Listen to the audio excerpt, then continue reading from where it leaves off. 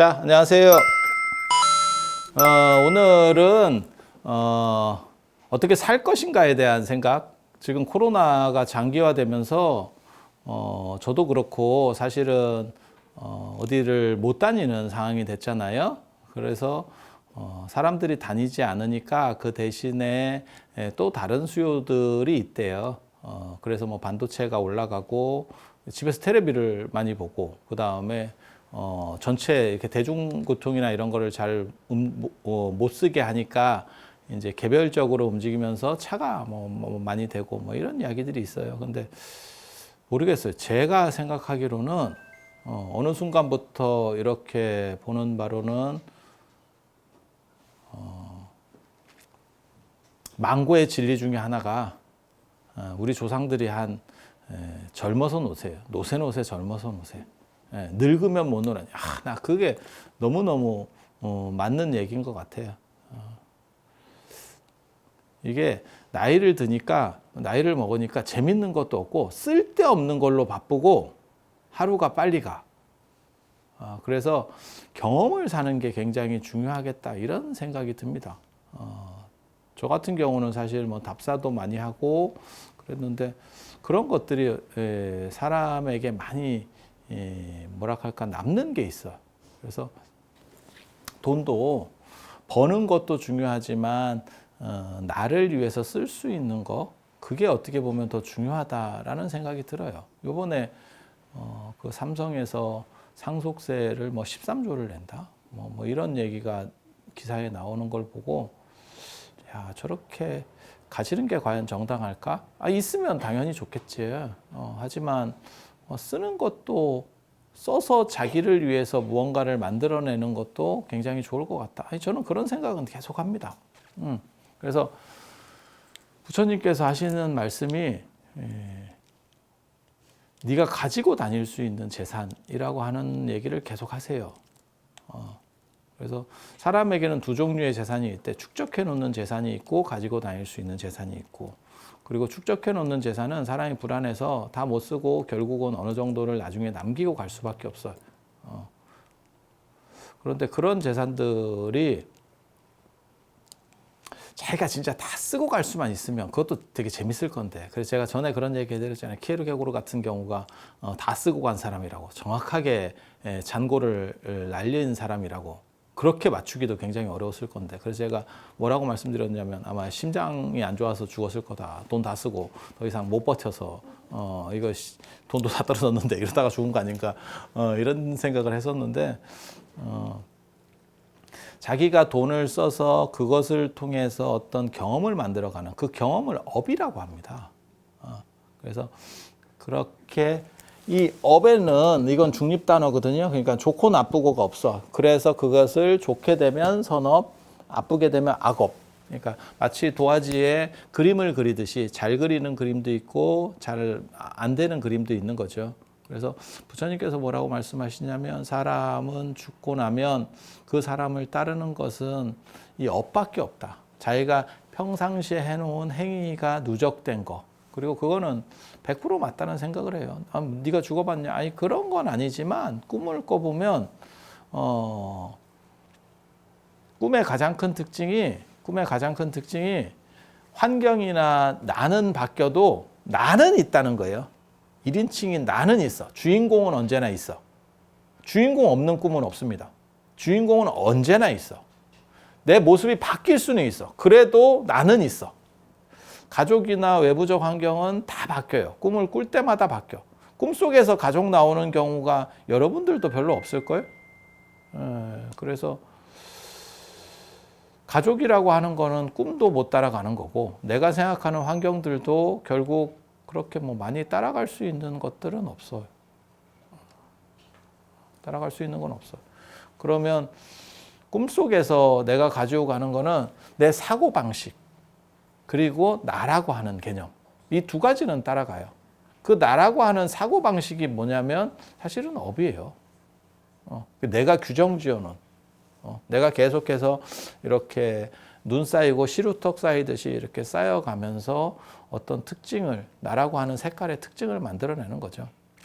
그러니까 언어 배우는 거랑 똑같죠. 내가 뭐 예를 들어서 내가 프랑스에 살았어. 그러면 프랑스 말을 하고 있겠죠, 지금. 어렸을 때부터 계속 살았으면. 그게 조금씩 누적된 거죠. 제대로 배운 것도 아니고 사람들 말하는 걸 듣고 그게 조금씩 귀가 열리고 입을 띄면서 차근차근 이렇게 누적되다가 어느 순간에 하나가 확립이 되는 거죠. 그래서 마치 언어 기능이 내장된 거하고 똑같아서 우리 한국 사람도 마찬가지죠. 특별히 언어를 배우지 않고 언어는 배우는 게 아니죠. 그냥 같이 생활하면 어느 정도가 되는 거죠. 그래서 모국어는 생활하면 이렇게 눈 쌓이듯이 사부작사부작 하다가 어느 순간에 그걸 딱 규정이 만들어지는 거고 그 외에 다른 언어들은 배우는 언어죠. 그러니까 생활 공간이 두 개가 되면 두 나라나 두 언어군에 속해버리면 두 언어를 자유롭게 할 수 있는 상황이 되는 거죠. 그러니까 기본 깔려 있는 건 똑같이 깔려 있고 비규정성이 규정성으로다가 잡혀간다는 얘기거든요. 그런 식으로. 그리고 하나가 잡혀가면 다른 걸 배울 때는 굉장히 힘들어지죠.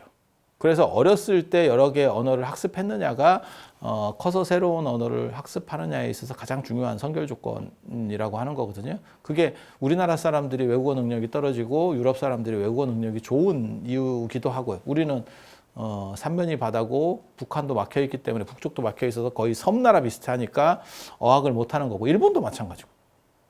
그리고 유럽이나 이런 대륙 국가들은 지그들이 왔다 갔다 하니까 그리고 유럽은 다니기도 편찮아요. 국경 개념 자체가 거의 없어서 그래서 코로나 얘기할 때도 그런 얘기 하잖아요. 우리나라가 뭐 방역을 잘했다 뭐 어쩐다 그런 얘기도 하는데 실제로 우리는 막 공항하고 몇 군데만 막으면 끝이고 유럽은 못 막습니다. 유럽을 어떻게 막을 거야? 국경을 만들 거야? 뭐 어떡할 거야? 그러니까 걔네는 막는 거를 아예 그냥 거의 포기 상태로 하고 어떻게 하면 이거를 빨리 처리할 거냐에 목적을 두는 거고 우리는 사실은 막을 수도 있죠. 우리나 대만 같은 이런 조건들은 조건이 좋죠. 그러니까 충분히 어느 정도 이상 컨트롤할 수 있다. 이런 쪽으로 관점들이 나가는 거죠. 미국만 같아도 그 정도 못 막습니다. 어떻게 막겠어? 그래서 조건들이 다 이렇게 좀씩 달라지는데 뭔가 하나가 딱 정립이 되면 그것과 다른 계통이라고 하는 거는 아무튼 받아들이기가 어려워요. 그래서 자기 색깔이 나오는 거죠. 이게 업이 쌓인 거예요. 그게 좋게 쌓일 수도 있고 나쁘게 쌓일 수도 있고 그래서 그런 습관적인 것들이나 이런 걸 습기라고 하는데 습기.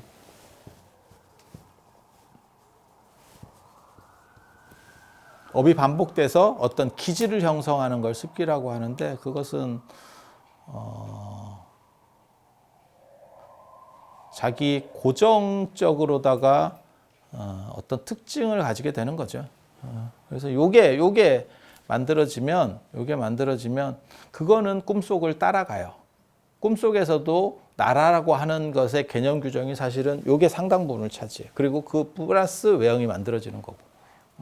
그래서 죽은 뒤에도 그렇게 될 거라고 생각해요. 그래서 이걸 어떻게 행복하게 만들어 가느냐가 관건이라는 생각을 해요. 특히 나이 들면 그거를 더 잘해야 된다고 생각이 들어. 제가 나이가 들어보니까. 그러니까 돈을 벌고 그 다음에 뭘 이렇게 재밌는 일을 하고 그거는 젊었을 때 이렇게 할 수 있는 거고 나이 들면 어떻게 조절할 수 있느냐라고 하는 건 굉장히 중요한 것 같아요. 그래서 경험을 사고 돈이 중요한 게 아니고 경험을 사고 나를 따라갈 수 있는 것이 무엇인가. 그러니까 가지고 다닐 수 있는 재산이라고 하는 거는 굉장히 중요한 것 같아요. 부처님께서 뭐라고 말씀하시냐면 너를 따르는 마치 사물에서 그림자가 사물을 따르듯이 그 사람의 엄만이 그 사람이 죽은 뒤에도 따라간다. 라고 하는 건 되게 재밌거든요. 그래서 자기가 좋은 조건들을 만들어내야 되는 건데 나이가 들면 사실 그게 더 어려운 것 같아요. 돈이 있어도 쓸 데가 없어요. 나이가 들고 돈도 없어 이러면 너무 힘든 거고 그건 어쩔 수가 없는 거고 돈이 있어도 쓸 데가 없어. 제가 늘상 하는 얘기 있거든요. 젊었을 때는 돈이 없어서 못 쓰고 그 다음에 돈이 어느 정도 생기면 시간이 없고 시간과 돈이 다 있으면 세월이 없다니까요. 인생이 없다니까요. 그래서 재미가 없어요. 그게 이제 다니는 것도 제가 늘상 얘기하는데 70 중반 넘으면 사실 다니는 것도 어려워요. 제가 이렇게 옆에서 어른들 뵈면 다니는 것도 어려워요. 재미가 없지.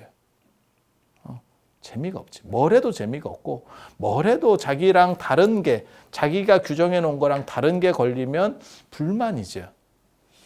제가 그 얘기 하잖아요. 외국에 나갔는데 외국 음식을 먹으려는 생각이 없고 자기가 싸운 것만 계속 먹고 그게 얼마나 비극적이냐. 도전은 해보고 안 맞으면 이건 왜 이래 라고 할 수 있는데 도전 자체도 안 해. 얘네들은 이런 걸 왜 먹는데 이렇게. 그래서 그런 부분들은 그러니까 자기 기질이 다 만들어져 버리니까. 그래서 이 기질을 얼마나 부드럽고 유연하고 행복하게 만드느냐가 노년에 있어서 제일 중요한 것 같아요. 결혼해서 지금 이혼 비율이, 황혼 이혼 비율이 연세 드셔서 이혼하는 비율이 높아지는 가장 큰 이유가 뭐냐면 너무 한 사람이랑 오래 살아서 라는 거거든요. 옛날에는 그 전에 죽는데 지금은 너무 오래 사니까 할 말도 없고 재미도 없고 그리고 내후관에 둘이 있으면 소비도 안 한다잖아요. 밖에 나가서 뭐 밥을 사 먹겠어, 뭐 하겠어. 70 넘은 사람 둘이서 밖에 나가서 우리 밥 차려 먹기 귀찮은데 외식이나 합시다. 그것도 안 돼. 그냥 집에서 대충 먹고 이러고 가는 거예요. 그래서 그런 부분들에 대해서도 생각을 해야 돼요. 그래서 내가 스스로를 조율하지 못하면 행복할 수 있는 조건이 없어요. 나이가 들면 거의 다 균질해지는 것 같아요.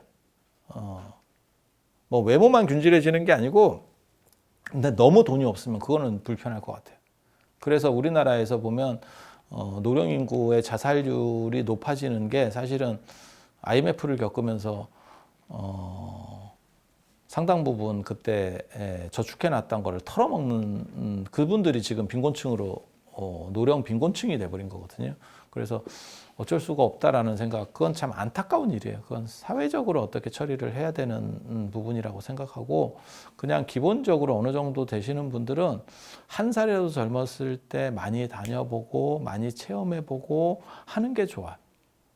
그게 다 때가 있다는 것도 맞는 얘기인 것 같아요. 저도 어렸을 때 이렇게 보면 나 저거 꼭 가지고 싶었는데 저거, 그러면서 내가 무슨 생각을 했냐면 내가 어른이 돼서 돈이 생기면 저걸 꼭 사야지 라는 생각을 했었는데, 지금 보면 그게 다 쓸모가 없어요. 그때 필요했던 거야. 그때 내가 지금처럼 생각을 할 수 있었으면 그때 내가 우리 어머니 목을 쪼아서라도 내가 그걸 받아냈어. 근데 그때 내가 너무 선했던 거야. 물론 상대방은 그렇게 생각 안 할 거예요. 왜냐하면 자식 중에 제일 별난 놈을 나로 놓기 때문에 그렇게 생각을 안 할 건데, 아니야, 그게 더 중요했던 거예요. 그러니까 목을 쪼아서라도 받아내서 그때 그 경험을 하는 게 내 인생에서는 더 중요했던 거야. 지금 생각해 보면 다 그 시즌에 해야 될 일들이 있어. 그래서 그걸 더 이상 놓친다는 거는 너무너무 불행한 거예요. 그래서 자기를 반조했을 때 되돌아볼 게 없는 사람이 가장 불행한 사람이거든요. 그러니까 뭘 얘기하는 거냐면, 나는 내 가족을 위해서, 내 자식을 위해서 나는 뭘 했어. 그거 말고 네 걸 가지고 되돌아볼 게 있느냐라고 하는 게 제가 보기엔 굉장히 중요한 것 같아요. 그래서 연세 드신 분들이 오늘도 아침에 누가 나한테 스님인데 꽃을 보냈더라고. 아니, 저 꽃 말고 그냥 카톡으로.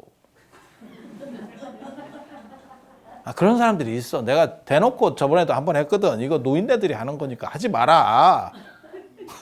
하지 마라. 노인네가 두 종류가 있거든. 꽃 보내는 사람이 있고, 좀 더 이제 연식이 먹으면 명언 이시까지 이렇게 번쩍번쩍한 거 봐. 그것도 자기가 하는 것도 아니고 어디서 또 받은 걸 다시 토스하는 거야. 하고 더럽게 촌스러워요. SNS 하다 보면 꼭 영감님들이나 뭐 그 노인들의 특징이야. 뭐 사진이 이렇게 좋은 사진에 좋은 글귀 하나가 있어. 더럽게 촌스러워. 근데 그건 당신은 너무너무 감동인가 봐. 그래서 그거를 공유하고 싶은가 봐. 근데 그게 좀 슬프거든. 이렇게 보고 있으면.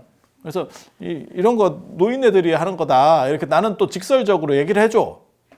이런 거 하지 마라. 안 그러면 차단시킨다. 너 차단시킨다. 그럼 상대가 상당히 이렇게 당황하거든. 재밌어. 재밌어. 그래서 그런 걸, 그러니까 자기 게 없는 거야. 그리고 또 뭐 하냐면 여러분들 연세에서 이제 흔히 많이 하는 게 애들 사진 보내는 거. 애들. 자기만 이뻐. 야, 내 손자 이쁘지? 네 새끼라 이뻐. 그게 내 새끼냐? 나랑 낫냐? 그게 이율배반적인 거지. 그러니까는 딴 사람들이 다 이쁘다고 공감하면 손자 자랑할 때 돈 내라 하겠어? 그게 다 싫다는 얘기야. 그냥 그렇지만 사람이 사회적인 동물이니까 덕담을 해주는 거지. 어유 그래요 이렇게 하는 거지. 야, 그 손자 바뀌어도 몰라. 다음 날 그 손자라고 보여주고 그 다음 날 딴 손자를 보여줘봐. 그 사람이 구분이나 하나. 구분도 못한다. 그냥 똑같은 덕담하고 있다. 그래서 아니 그것도 중요해요. 아니 중요하지 않다는 얘기가 아니야. 보다 중요한 건 나 자신이라고 얘기를 하고 싶은 거예요. 예전에 그 파사익 왕이 자기 애첩이 생겨가지고 너무너무 잘해주면서 나중에 물어보는 대목이 나오거든요. 그거 진짜 인도적인 얘기예요. 이 세상에서 누가 제일 사랑스럽냐? 그게 영감이 할 소리야. 젊은 첩 받아놓고 영감이 할 소리야. 대충 뭔 얘기인지 아시겠죠? 그런 쓸데없는 걸 물어봤더니 얘가 너무 오래 생각을 하더라는 거예요. 그게 바로 이렇게 립서비스가 나와야 되는데 걔는 교육을 잘 못 받은 거지. 그걸 이제 해줘야지. 왕이 물어보는데. 근데 걔가 한참 생각하더니